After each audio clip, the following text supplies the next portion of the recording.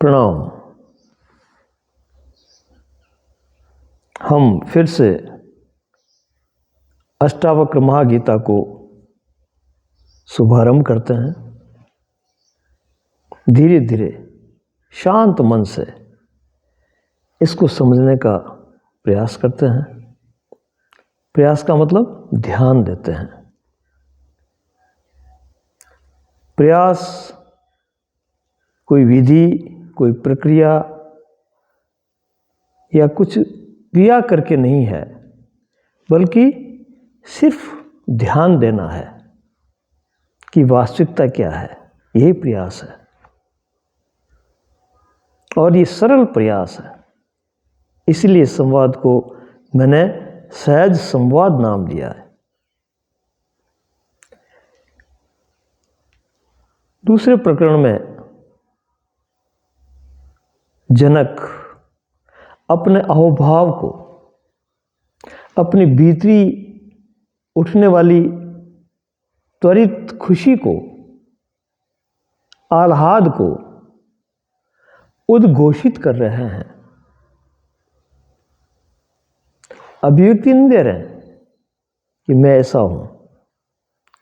अभिव्यक्ति और उद्घोष में थोड़ा फर्क है। अभिव्यक्ति किसी को टारगेट बना करके, किसी को लक्ष्य बना करके सामने वाले को कुछ कहा जा रहा है और कहने के बाद में ये भी आशा रखी जा रही है कि वो कितना जाना है या कितना नहीं जाना है, कितना सहमत है या असहमत है। तो एक वाद विवाद के अंदर वो धीरे धीरे कन्वर्ट हो जाता है अभिव्यक्ति में। और अभिव्यक्ति में अभिमान भी आता है कि मैं वक्ता हूँ, अन्य श्रोता है, मेरे इनके बीच में कुछ लेन देन हो रहा है, शब्दों का, समझ का, ज्ञान का। ऐसी उर्मी उठ सकती है मन में हल्की सी, और वो आगे जाकर के ज्ञान अभिमानी बना देती है उसको।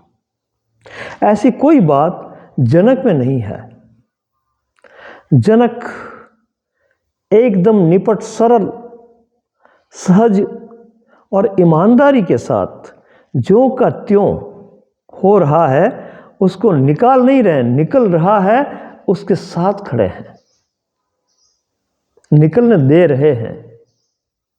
अपनी कोई मिलावट उसमें नहीं कर रहे हैं।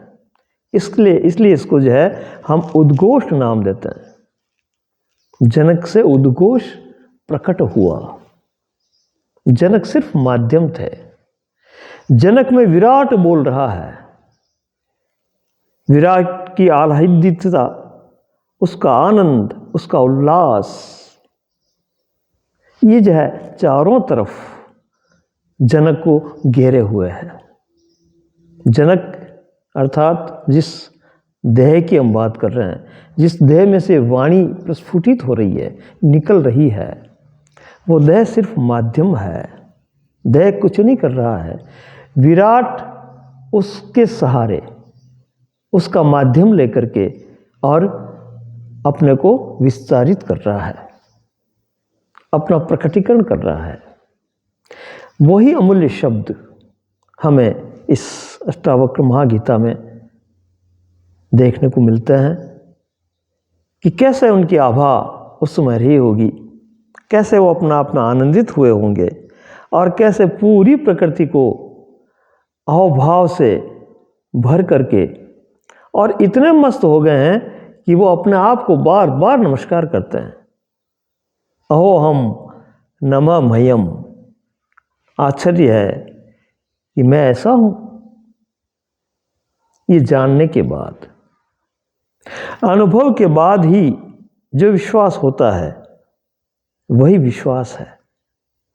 वरना जो विश्वास किया जाता है वो अनजाना है, वो आरोपित है, वो वास्तविक नहीं है, थोपा थोपी है। वो फिर मान्यताओं में और धारणाओं में बदल करके अनजानी स्थिति में ही उस व्यक्ति को भ्रमित करता जाएगा और वो संसार में उलझता जाएगा। तो विश्वास करना सबसे बड़ी गलती है, सबसे बड़ी भूल है। जिसको आप जानते ही नहीं, उसको कहने मात्र से दूसरा कुछ कह रहा है और आप मान लेते हो, विश्वास कर लेते हो। ये विश्वास नहीं है, अंधविश्वास है। और इसी अंधविश्वास की गतिविधि में ये पूरा मानव मस्तिष्क उलझा हुआ है, लड़ झगड़ रहा है। तो अनुभव को हम जुटला नहीं सकते। अनुभूति के बाद ही हम कह सकते हैं कि ये ऐसा है, और वो विश्वास काम करता है। तो वो विश्वास स्वतः प्रकट होता है, उसके प्रति करना नहीं पड़ता है। जो किया जाता है वो नकली है। जो अनुभूत के साथ में सहज प्रकट हो रहा है, सहज उसमें प्रामाणिकता और अकाट्यता है, जो प्रत्यक्ष है, अनुभूत हो रहा है, वही विश्वास सही है। तो उसी विश्वास के साथ में, उसी गतिविधि के साथ में जो उनमें घटा राजा जनक में, वो कह रहे हैं कि बार बार मुझे आश्चर्य है, मुझे ताजुब है, मुझे अचंभा है कि कैसे हो गया, ऐसा पहले तो नहीं था। यानी कि जब वो नहीं समझे, वो भ्रमित थे, उस समय कुछ और था और अब कुछ और ही हो गया। अब सत्य सामने प्रकट हो गया। और इसी बात को लेकर के जनक कहते हैं कि मैं कुशल हो गया, मैं कुशल हूं, अब मैं प्रवीण हूं, पारंगत हो गया।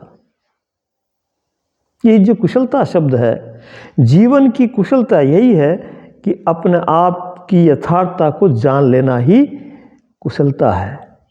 यही पुरुषार्थ है, यही परमार्थ है।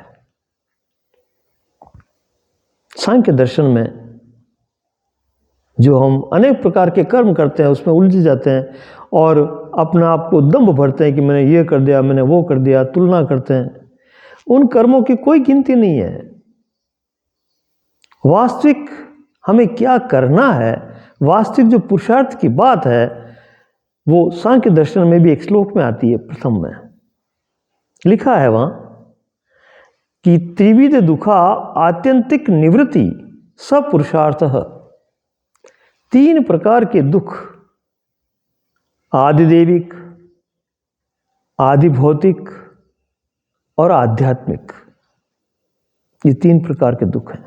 अध्यात्म भी दुख है यदि उसको सही समझा नहीं जाए, सही परखा नहीं जाए तो ये तीनों दुख की जहां आत्यंतिक निवृत्ति हो जाती है, यानी कि फिर से प्रकट होने की संभावना भी न रहे उसमें, बिल्कुल टोटली समझ में आ जाए, पूरा समझ में आ जाए और पूरा उसमें स्थिर हो जाए, स्थित हो जाए समझ करके।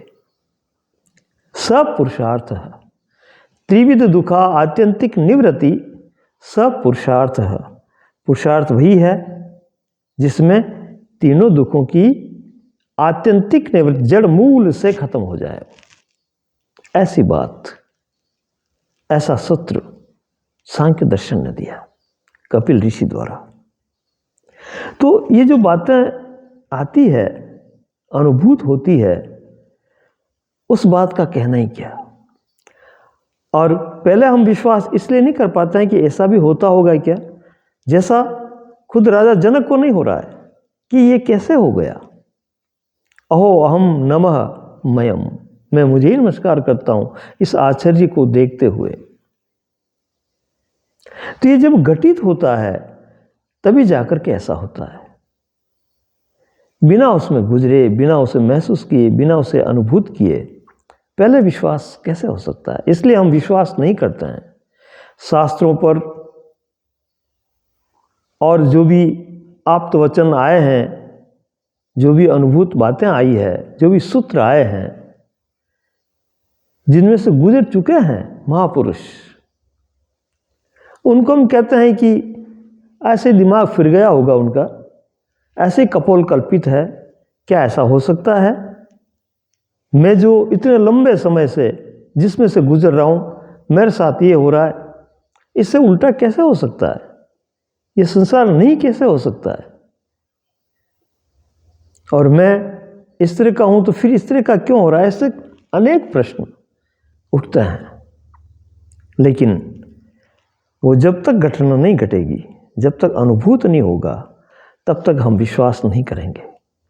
इसको उलझुल लेंगे, इसको कम आंकेंगे, इस पर ध्यान नहीं देंगे, इसमें गहरे नहीं उतरेंगे। हाँ, लेकिन थोड़ा साहस करके, जितनी क्षमता है उतने अगर धीरे धीरे क्रमशः हम इसकी गहराई में जाएं, तो एक दिन ये घटना भी घटेगी और फिर हम कहेंगे, अहो आश्चर्य है, ये कैसे हो गया? तो ये सब बातें जो जनक में घटित हुई, वो कहते हैं कि मैं कुशल हो गया, मैं चतुर हूं।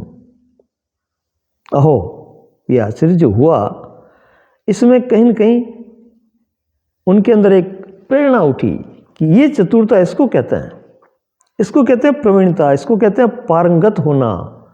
ये है पुरुषार्थ, ये है लक्ष्य। पूरे जीवन का ये लक्ष्य की वास्तविकता को जान करके स्पष्ट हो जाना, उहापों में नहीं रहना, भ्रमित नहीं होना, दुखी नहीं होना, बिल्कुल स्पष्ट जीवन जीना, स्वतंत्र और आजाद। ये समझ आ जानी ही और इसमें स्थिर होकर के जीना ही जीना है। इसलिए वो कहते हैं कि मैं कुशलता से, बिना कुशलता के नहीं होता है। कुशल हुआ और आज मैं पूर्णतः कुशल हूं। देखो, कुशलता का बहुत ही अच्छा मार्मिक अर्थ भगवद गीता में श्री कृष्ण भगवान ने भी किया है। उन्होंने बताया है कि योगा कर्म सुकौशलम। जो कुशल हो गया वही योगी है, वही योग को उपलब्ध हो गया, वो कहीं न कहीं स्थिर हो गया, शांत हो गया। जो लक्ष्य था वो मिल गया उसे, और ये महान और परम लक्ष्य जिसके बारे में जनक बता रहे हैं, ये उनको उपलब्ध हो गया। इसलिए वो कहते हैं कि दक्ष न अस्ति इव मत समह, और एक कदम आगे बढ़ कर कह देते हैं कि मेरे जैसा कुशल और कोई मुझे दिखाई नहीं देता। कितनी गजब की बात है! इतनी बड़ी कुशलता है, इतनी ऊंची स्थिति की बात जनक उद्घोषणा में कर रहे हैं कि मुझे ऐसा लग रहा है कि मैं ही एक सर्वश्रेष्ठ कुशल हूं और मुझे कोई दिखाई नहीं दे रहा है। और स्थिति भी तो ऐसी थी कि उनके अलावा और कौन है? द्वैत गया, दुई गई, दूसरा कोई रहा ही नहीं। तो फिर अपने आप को ही आश्चर्यचकित होकर के कहते हैं कि मैं दक्ष न अस्ति इव मत समह, मेरे समान और कोई अन्य मुझे दिखाई नहीं देता। कितनी प्यारी बात है कि विदेह रह करके भी, विदेह नाम कब पड़ा जनक का? जब ये उद्घोषणा उनमें प्रकट हुई।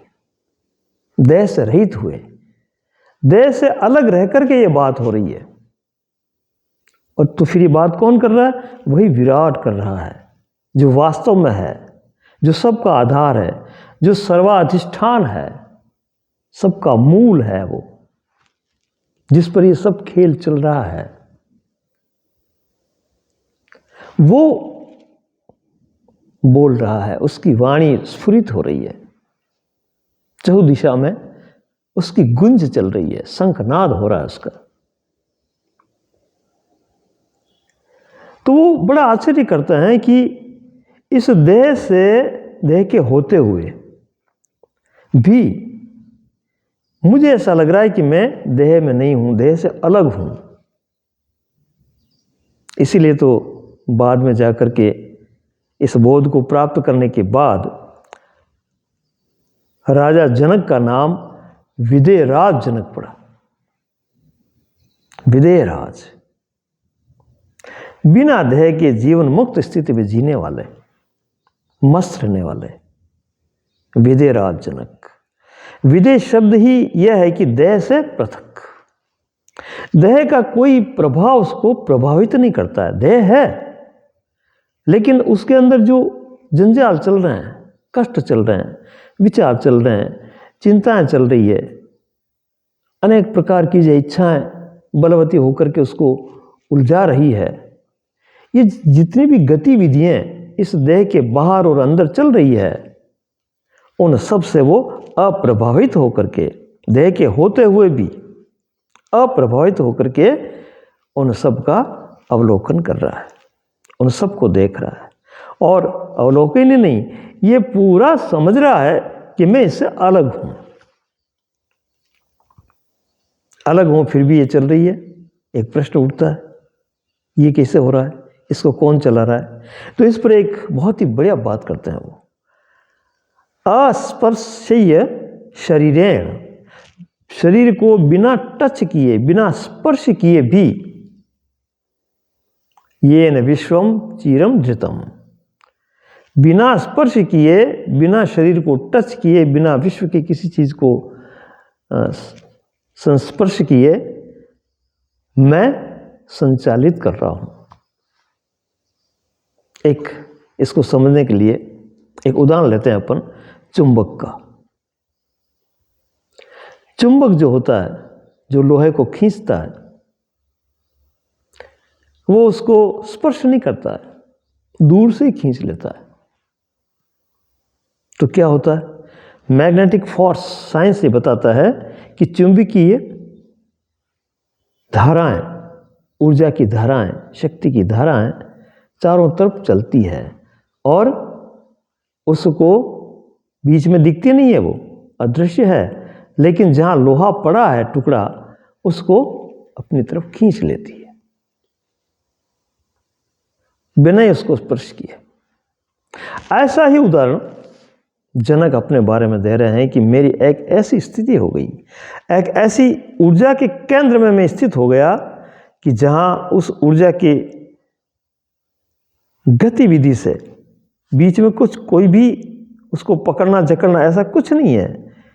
उसके होने मात्र से, उसकी स्थिति मात्र से सब चीजें संचालित हो रही है। वो देह के लिए नहीं कहते हैं, पूरे विश्व के लिए कहते हैं। ये न विश्वम चिरम धृतः, ये सारा विश्व चीरकाल से, लंबे समय से बिना स्पर्श किए, बिना इसमें हुए संचालित हो रहा है, मुझसे संचालित हो रहा है।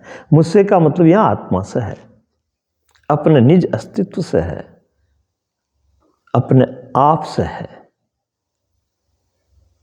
तो इतनी गहरी बात जो बिना इनको टच किए, बिना इनके संस्पर्श में रहे, यानी कि इनकी टचिंग में रहे, इनको स्पर्श किए भी इनका मैं संचालन कर रहा हूं।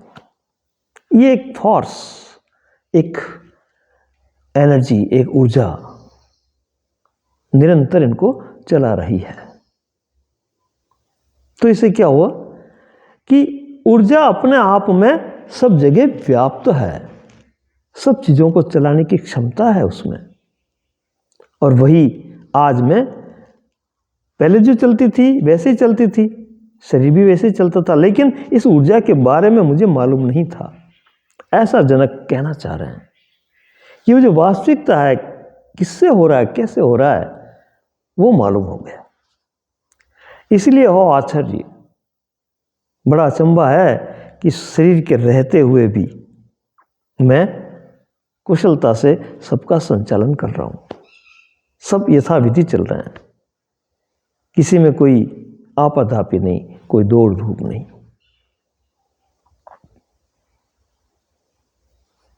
ऐसा वो बताते।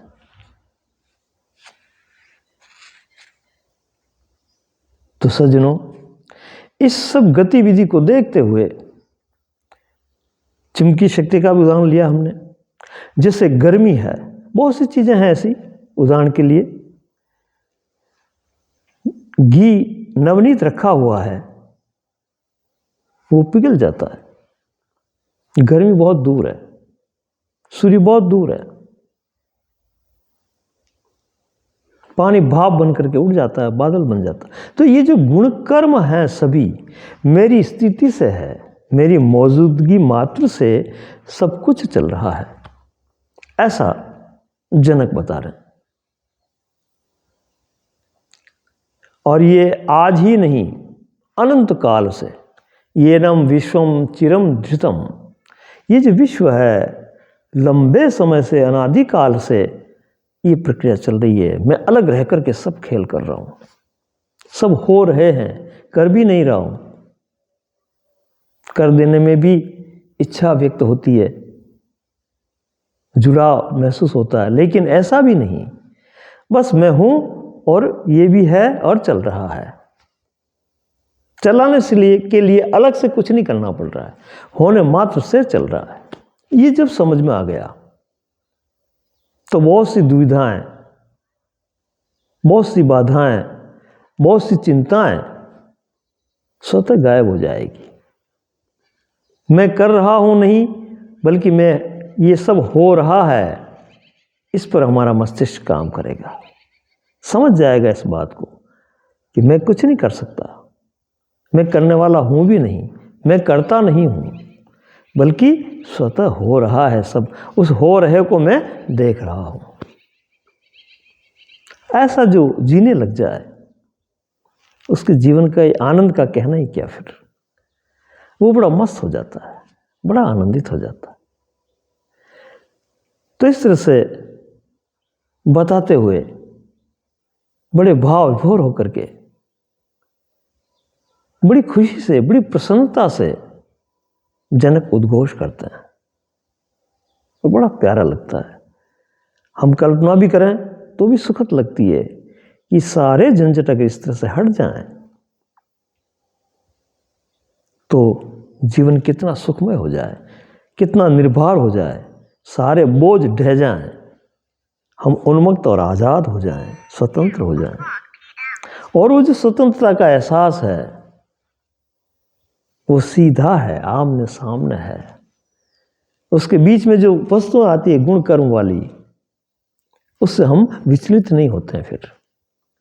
फिर वो अपना ही आभास है, अपनी ही, अपने आप में मस्त हैं हम, ऐसा होता है। तो भाइयों, इस तरह की बात है। अब अगले वीडियो में इसी आश्चर्य को और उद्घाटित करने के लिए और गहरा समझने के लिए हम क्रमबद्ध चलते जाएंगे। नमस्कार।